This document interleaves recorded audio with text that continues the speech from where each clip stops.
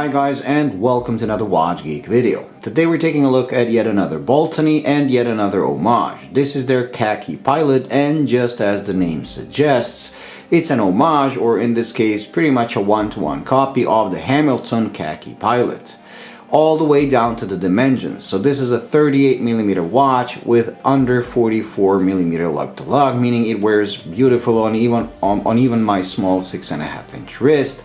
The thickness is 12.5mm, which is not too much, but considering it's 38, it does kind of look chunky. What saves it is the way the bezel goes sloping down from the crystal down to the case, and the bezel itself is brushed ceramic, which makes it look very nice, and it goes well with the grainy texture of the dial inside. As you can see, it does use faux patina look to mimic the one from Hamilton, and also the same cathedral hands that in this case are polished, which helps legibility as they start shining when you tilt the watch towards the light. Another thing when it comes to legibility is the lume. Now the lume on this is actually okay, but it's visibly weaker on the hour markers. So the hands and the bezel are slightly brighter than the hour markers themselves, but overall the watch is visible, especially considering how thin the application is when it comes to the font of the numerals, but it is pretty thick when it comes to the application, so it's actually okay.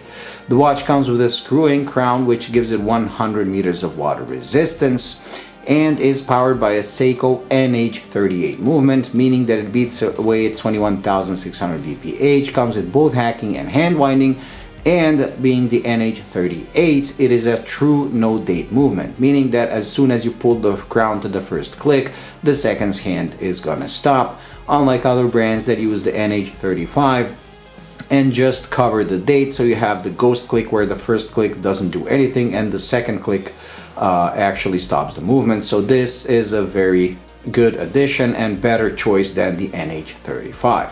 The screw-in action is pretty firm, pretty positive. It's okay, you're not gonna cross thread the crown or the tube, which is good. And the bezel itself is actually bidirectional and just friction fitted, so it has no clicks, so you can always align it as you like, and any misalignment is gonna be your fault.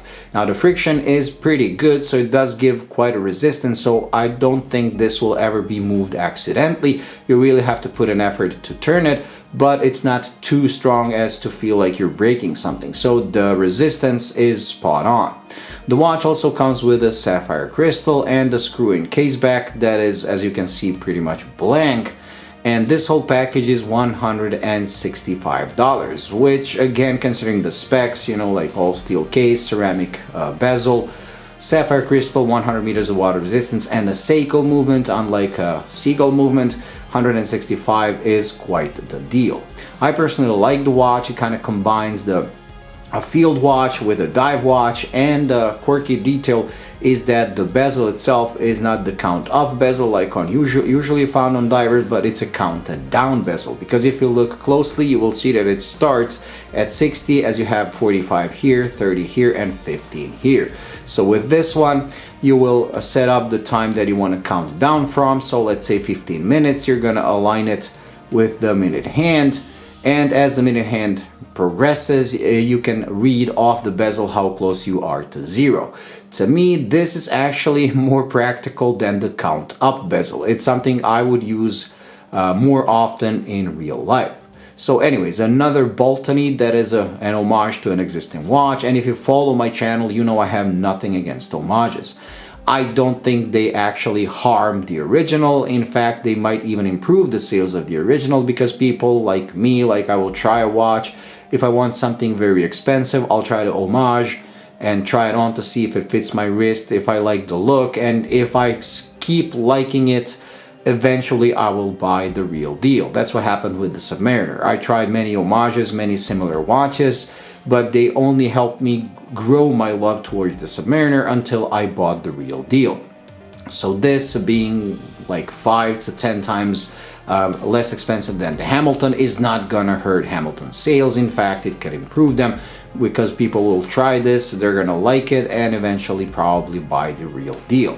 Overall, as the watch, as the package, for $165, this is a no-brainer, and being Baltany, it really is well made. It's not on the same level finish-wise as the 1921 I own in my collection, but it is also an improvement over the, let's say, 1926, which was the first watch they sent to me last year or 2 years ago, and you can clearly see the increasing quality as time goes by. Like I said, the 1921 was still, to me, their peak when it comes to finish quality, but this is close second, so it's a really well-made watch. And I also like the fact they kept text to a minimum, so you just have Baltany at 12 and have water resistance and automatic at 6 o'clock.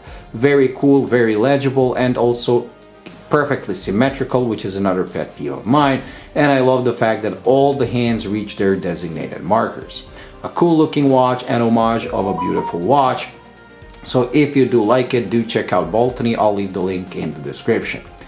Thank you for watching. I hope you enjoyed. If you did, please like and subscribe, and I'll see you in the next one. Bye.